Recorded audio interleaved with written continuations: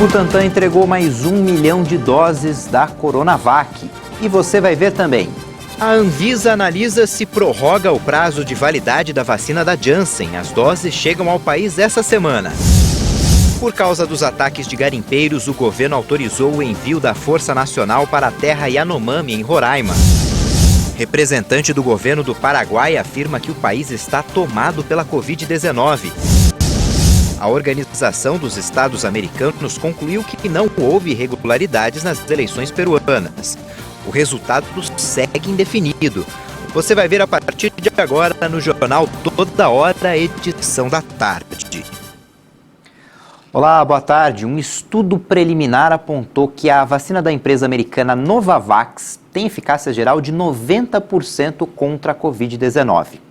Já para casos moderados e graves, a eficácia foi de 100%. Os índices se referem a um estudo de fase 3, o Prevent-19, feito com cerca de 30 mil pessoas. A cada 2 participantes que receberam a vacina, um recebia o placebo. Houve 77 casos de Covid-19 entre os participantes, sendo que 63 estavam no grupo placebo. Os outros 14, que faziam parte do grupo da vacina, foram todos casos leves.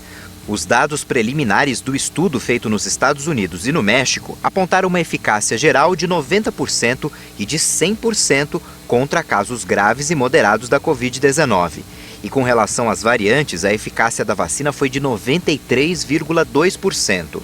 Os resultados ainda não foram publicados em revista científica. A Novavax já havia divulgado em janeiro resultados preliminares de testes feitos no Reino Unido com eficácia de 89,3%. Os estudos também foram feitos na África do Sul e concluíram uma eficácia global de 49,4%. O Instituto Butantan entregou hoje ao Ministério da Saúde 1 milhão de doses da vacina Coronavac contra a Covid-19. Do novo lote de 5 milhões de doses do imunizante, já foram entregues 1 milhão e 800 mil doses. Com isso, o Instituto totaliza 49 milhões de doses enviadas ao Programa Nacional de Imunização desde o início do ano. As doses disponibilizadas já contemplam o segundo contrato firmado com o Ministério da Saúde, de 54 milhões de doses. O primeiro, de 46 milhões, foi cumprido no dia 12 de maio. O Butantan informou que até o fim de junho deve receber mais 6 mil litros de IFA para a produção de mais 10 milhões de doses da Coronavac. O prazo para a aplicação da vacina da Janssen, aquela de uma dose só da Johnson & Johnson, pode ser estendido para 8 de agosto. A possibilidade ainda vai ser avaliada pela Anvisa. Essa vacina deve chegar amanhã ao Brasil. A Anvisa ainda precisa avaliar a possibilidade de estender em 6 semanas a validade das doses, assim como fez a Agência Reguladora de Medicamentos dos Estados Unidos. Caso não haja ampliação deste prazo, os imunizantes precisam ser utilizados até 27 de junho. Aplicada em dose única, a vacina da Janssen tem potencial para garantir imunização completa de 3 milhões de brasileiros. De acordo com a equipe do Ministério da Saúde, assim que chegarem ao Brasil, elas serão enviadas ao Centro de Distribuição Logístico de Guarulhos, em São Paulo, onde serão inspecionadas pelo Instituto Nacional de Controle de Qualidade em Saúde, que irá testar a validade das doses. A previsão é que o imunizante comece a ser distribuído nos estados em 48 horas. A Anvisa autorizou o uso emergencial da vacina da Janssen em 31 de março. O imunizante teve 66% de eficácia na prevenção de casos moderados e graves. A cidade de Viana, no Espírito Santo, começou a vacinação em massa de pessoas de 18 a 49 anos. A iniciativa faz parte de um estudo do governo do estado e da Universidade Federal do Espírito Santo para avaliar a eficácia de meia dose da vacina da AstraZeneca. A cidade tem 79 mil habitantes e 35 mil deles fazem parte dessa faixa etária que pode receber a vacina. A participação é voluntária. Um grupo de 600 pessoas escolhidas aleatoriamente foi convidado para a coleta de sangue, que vai avaliar a capacidade de meia dose gerar anticorpos contra o novo coronavírus. Os voluntários serão monitorados e vão receber a dose de reforço no mesmo intervalo adotado para a dose padrão, que é aquela de 90 dias de intervalo. O Brasil registra mais de 487 mil óbitos pela Covid-19 desde o início da pandemia. Segundo o Ministério da Saúde, o Brasil registrou mais 1.129 mortes por Covid-19 em 24 horas. Com isso, o país já contabilizou 487.401 vítimas. Também foram confirmados mais 37.948 novos casos da doença. O número total subiu para mais de 17.412.000 diagnósticos positivos. A média móvel de mortes nos últimos 7 dias chegou a 1.997 vítimas por dia. Em comparação com a média de 14 dias atrás, a variação foi de 8% e indica tendência de estabilidade nos óbitos. A média de novos casos está em 66.842 confirmações por dia. Isso representa um aumento de 10% em relação aos casos registrados em 2 semanas, mas ainda assim indica tendência de estabilidade. Pelo mapa, podemos ver melhor a evolução da pandemia por regiões. Hoje, aparecem 7 estados com alta nas mortes: Amazonas, Amapá, Paraíba, Paraná, Rio de Janeiro, Rio Grande do Norte e Rio Grande do Sul. Em estabilidade estão 15 estados: Acre, Alagoas, Bahia, Espírito Santo, Goiás, Maranhão, Mato Grosso do Sul, Minas Gerais, Pará, Pernambuco, Piauí, Santa Catarina, São Paulo e Sergipe. Somente 4 unidades da federação registram queda: Ceará, Distrito Federal, Rondônia e Tocantins. O estado de Roraima não divulgou dados. No Brasil, mais de 79.466.000 doses das vacinas contra a Covid já foram aplicadas. De acordo com o Ministério da Saúde e as secretarias estaduais de saúde, até o momento, mais de 55.617.000 brasileiros receberam a primeira dose, o que equivale a 26,26% da população. E mais de 23.848.000 pessoas tomaram a segunda dose. De um dia para o outro, foram aplicadas 1.046.000 doses. O governo de São Paulo antecipou mais uma vez o calendário de vacinação contra a Covid. Prometeu imunizar toda a população adulta até 15 de setembro. Agora, a vacinação de quem tem entre 50 e 59 anos vai ser entre os dias 16, quarta-feira, portanto, e 22 de junho. Para quem tem de 43 a 49 anos, a data de vacinação vai de 23 a 29 de junho. Quem tem de 40 a 42 anos vai ser imunizado entre o dia 30 de junho e 14 de julho. De 35 a 39 anos, vacinação entre os dias 15 e 29 de julho. Para quem tem entre 30 e 34 anos, vacina contra a Covid entre 30 de julho e o dia 15 de agosto. Os jovens de 25 a 29 anos vão tomar vacina entre os dias 16 e 31 de agosto também. E aí, finalmente, dos 18 aos 24 anos, a imunização vai acontecer entre o dia 1º e o dia 15 de setembro. Algumas pessoas que tomaram a vacina contra a Covid-19 tiveram dor de cabeça e febre. E para aliviar os sintomas, tomaram medicamentos que têm como princípio ativo o paracetamol. Mas a Anvisa fez um alerta para o uso desses remédios depois da imunização. Bastante popular no Brasil, o paracetamol é um medicamento com ação analgésica e antitérmica, que dispensa a prescrição de receitas. Por conta dessa facilidade de acesso, muita gente utiliza o remédio para controlar a febre e aliviar muitos tipos de dor, em especial dor de cabeça. A Michele é uma que recorre ao uso com frequência. O paracetamol eu uso geralmente quando eu tenho dor de cabeça. É uma medicação que eu costumo tomar quando eu tô com dor de cabeça. Geralmente quando eu já deixo até na mochila. Eu tô com dor de cabeça, já pego o paracetamol para tomar. Mas o uso indiscriminado, ao invés de fazer bem, pode ser prejudicial à saúde. Inclusive, após a imunização contra a Covid-19. Muitas pessoas que foram vacinadas relataram reações desagradáveis. Os sintomas mais comuns são febre, cansaço, dores de cabeça e no corpo. Recentemente, a Anvisa recomendou que o uso do paracetamol seja feito com cautela, principalmente se for para aliviar dores e febre após a vacinação contra a Covid-19. O uso indiscriminado pode levar a eventos adversos graves, incluindo hepatite medicamentosa e até a morte. A Michele desconhecia essa recomendação da Anvisa sobre o uso da substância após a vacina. Depois de imunizada e com reações adversas, ela fez o uso do medicamento. O que preocupa os especialistas é o uso excessivo de medicamentos à base de paracetamol para diminuir esses efeitos. As vacinas, a despeito de tudo que está se falando na internet, elas são bastante seguras. E as reações adversas que tem são aquelas que a gente observa também com outras vacinas. Então, dor no local da aplicação, às vezes um pouco de dor de cabeça. Esses sintomas, eles podem ser resolvidos com outros antitérmicos. Pode ser utilizado, por exemplo, a dipirona. Então, não é indicado o uso do paracetamol após a aplicação da vacina? Então, a princípio, depois dessa recomendação da Anvisa, a gente tem evitado. Os especialistas consideram abusivo o uso prolongado do medicamento e alertam que o paracetamol pode causar intoxicação e danos ao fígado. O problema é que quando são utilizadas doses mais altas do que essa recomendada e alguns perfis de pessoas que têm maior risco de desenvolver hepatite pelo paracetamol. A gente sabe que nos Estados Unidos e na Europa, o paracetamol ele é responsável por quase 50% dos casos de insuficiência hepática e até por 20% dos transplantes realizados. A Anvisa recomenda cautela ao usar o medicamento, sempre observando a quantidade máxima diária e o intervalo entre as doses, de acordo com as orientações contidas na bula para cada faixa etária. Depois do intervalo, a gente mostra que o Ministério da Justiça autorizou o uso da Força Nacional na terra indígena Yanomami por causa dos ataques de garimpeiros. Voltamos já.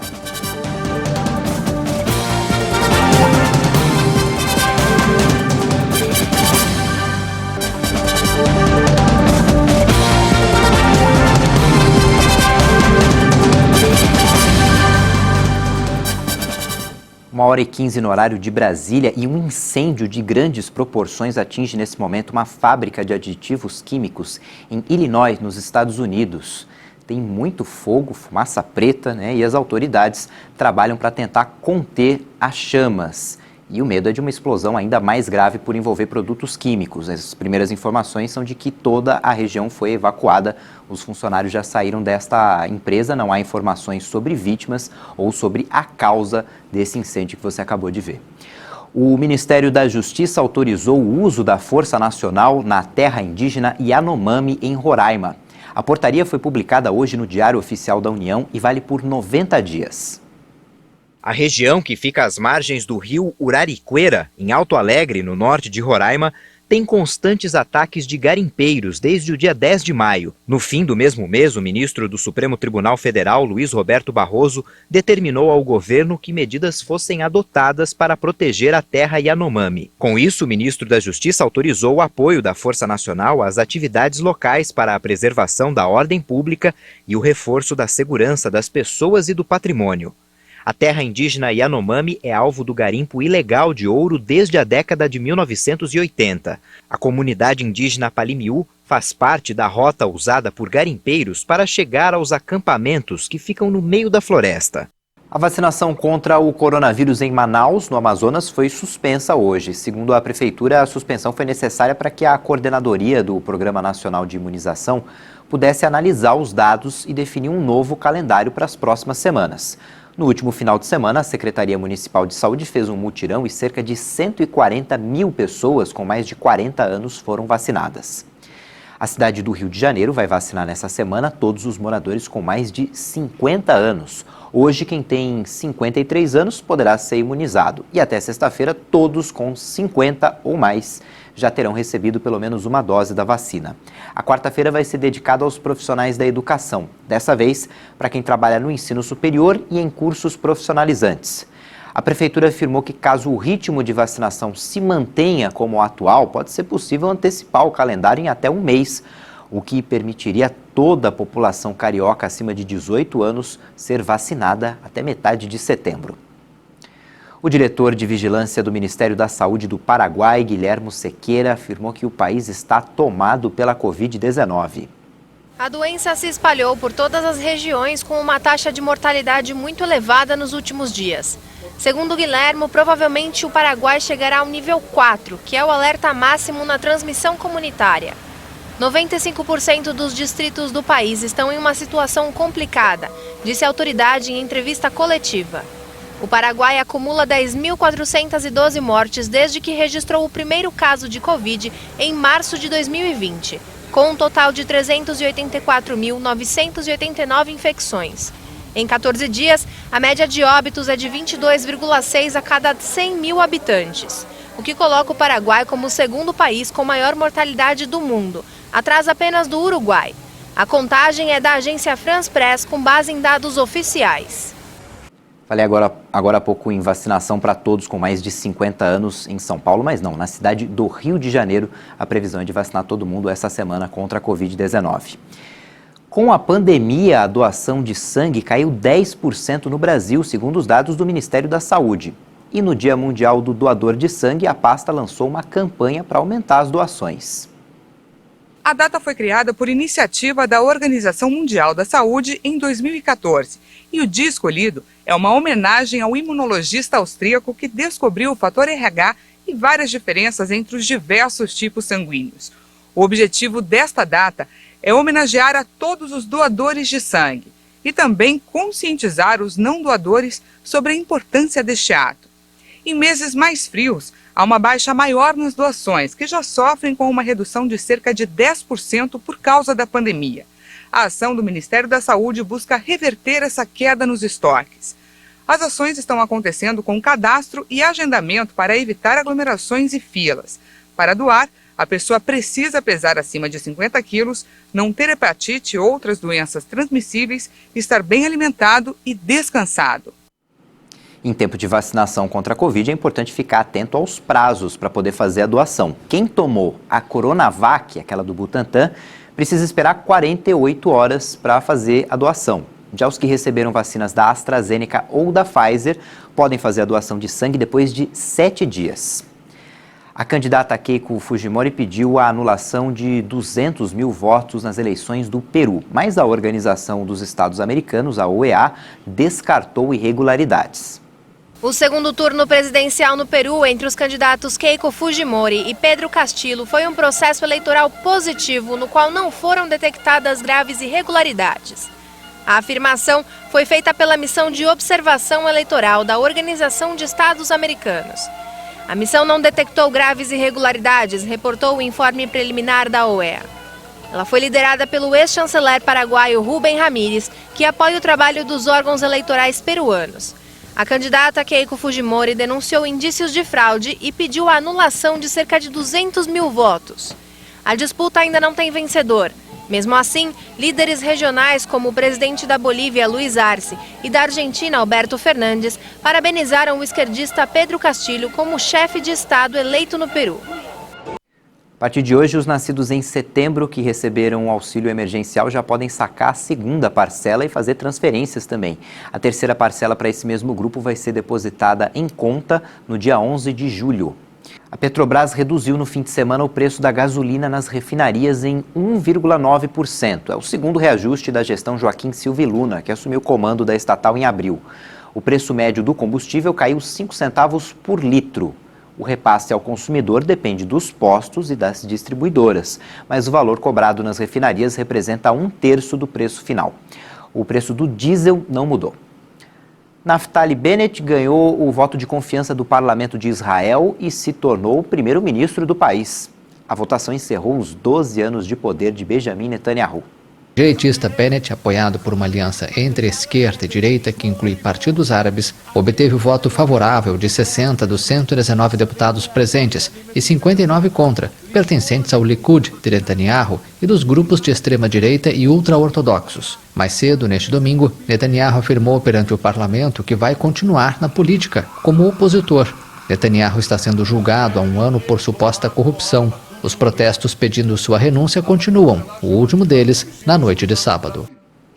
O grupo formado pelos países mais ricos do mundo, o G7, prometeu distribuir mais de 1 bilhão de doses de vacinas contra a Covid até o final de 2022. O encontro aconteceu na Inglaterra. O presidente americano Joe Biden avaliou a cúpula como extremamente colaborativa.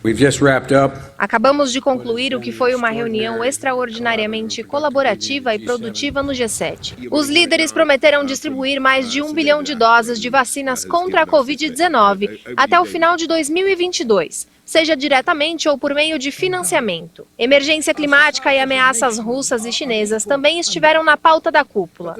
O G7 endossou a intensificação de sua ação coletiva contra as mudanças climáticas, prometendo limitar drasticamente os investimentos governamentais em carvão e proteger a diversidade do planeta.